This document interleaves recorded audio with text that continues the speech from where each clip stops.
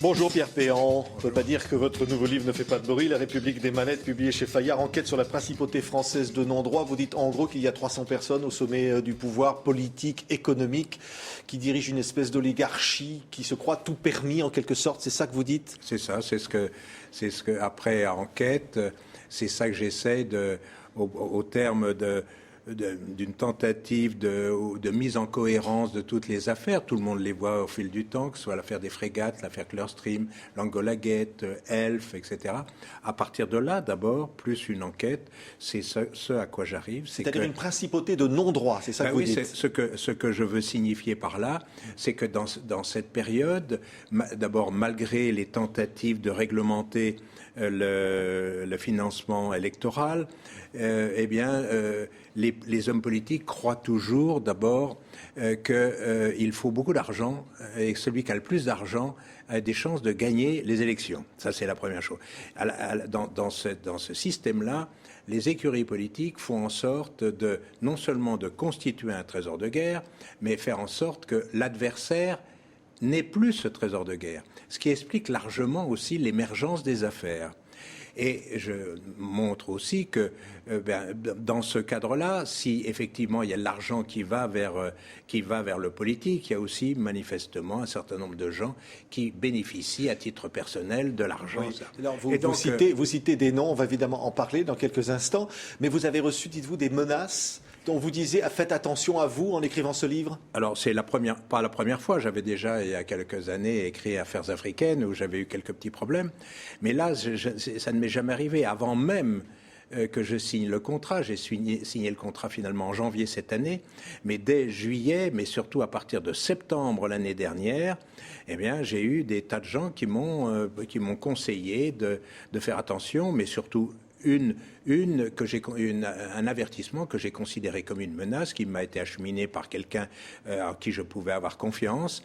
Et donc, j'ai tellement considéré que c'était important que j'ai estimé aller voir le directeur général de la police nationale pour le prévenir de ce qui m'arrivait. J'ai reçu aussi une lettre de Patrick Ouart qui lui-même avait été menacé par Alexandre Djouri lors de l'affaire de l'Angola Gate. Qui était conseiller donc de Nicolas Sarkozy. Lui-même, il m'a dans sa lettre, il m'a mis en garde en disant de faire attention parce que je le gênais beaucoup, parce que tout son système était basé sur le secret, et dans la mesure où je révélais un certain nombre d'affaires, je le mettais en danger. Voilà ses propres termes. Oui. Et donc, pendant tout le temps, et dès le mois de début octobre, je savais qu'à l'Élysée, on s'intéressait beaucoup à moi. Puis il y a eu un certain nombre de papiers qui montraient que la DCRI s'intéressait à moi. Le Monde a écrit Qui craint tant, finalement, ce livre? Alors, évidemment, vous citez des noms. Vous en avez cité un. Vous avez cité Alexandre Djouri. Vous citez, évidemment, Ziad Tiakedine. Et puis, Bourgi, dont on a beaucoup parlé, Robert Bourgi, qui a fait des révélations sur des valises de billets dans votre livre et les a confirmées, ici même, d'ailleurs, aussi sur ce plateau. Oui. Mais qui sont ces personnages? Qui est, par exemple, Alexandre Djouri, dont vous parlez beaucoup? Vous dites qu'il a joué un rôle, y compris dans la libération des infirmières bulgares. Il m'intéresse, ce personnage, parce que son parcours m'intéresse déjà. Il y a un côté romanesque aussi dans ce personnage. Il commence comme un délinquant à Sarcelles.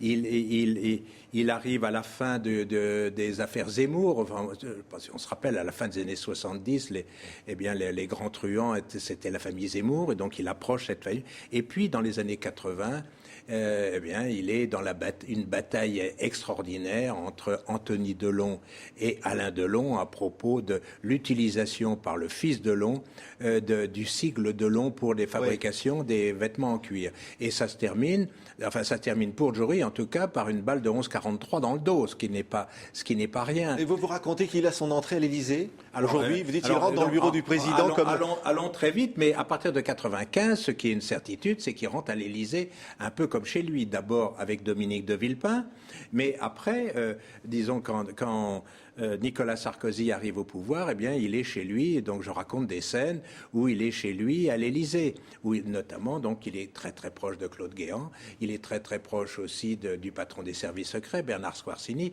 et donc à partir de là, on peut évidemment se poser beaucoup de questions. Que fait-il cet homme d'affaires, puisque lui, il vous a répondu d'ores et déjà en disant que vous dressez de lui le portrait d'un homme qui a bien plus de pouvoir qu'il n'en a, et il dit que vous affabulez, que vous racontez un certain nombre de choses fausses. Vous dites notamment qu'il a financé le divorce de Nicolas Sarkozy ou monté finalement la présence de Cécilia Sarkozy dans l'affaire des infirmières bulgares ou ce genre de choses. Bien, pour ce qui concerne les infirmières bulgares, c'est son propre entourage, je dis bien son entourage immédiat, qui m'avait dit dès le départ qu'on ne pouvait rien comprendre à l'insertion de Djouri dans le nouveau dispositif Sarkozy si on n'avait pas en tête ce qu'il avait fait dans l'opération des infirmières bulgares. Et donc, d'après les amis de Djouri, et puis pas mal de gens que j'ai vus, il joue un rôle important parce que c'est lui qui suggère, alors que Cécilia a du mal à se considérer comme une première dame, a des problèmes de couple avec Nicolas Sarkozy, Djouri estime que c'est peut-être une bonne opération de montrer aux yeux du monde et qu'elle a libéré les infirmières bulgares qui sont injustement mis en prison, injustement torturés. Alors ça est raconté, voilà, c'est tout ça est raconté évidemment dans le livre. Je raconte de ça. Et Djouri qui était proche aussi de Dominique de Villepin, finalement, qui les réconcilie d'une certaine façon. Alors, donc, voilà. Mais c'est d'ailleurs un des sujets où je n'ai pas trouvé véritablement la clé. C'est comment peut-il être à la fois très bien avec Nicolas Sarkozy et Claude Guéant, et en même temps très bien avec le principal ennemi qui est Dominique de Villepin. Oui. Et c'est sûr qu'il fait beaucoup de choses pour réconcilier les deux hommes. Ce sont des mallettes de billets, mais évidemment, ce sont des rétrocommissions. Vous accusez finalement tous ces personnages d'avoir touché des dizaines de millions. Je ne crois pas que le ton de mon livre n'est pas l'accusation. J'essaie de démonter et de montrer que depuis une vingtaine d'années, il y a la corruption française, ça existe. Je donne, je crois, suffisamment d'éléments pour le prouver.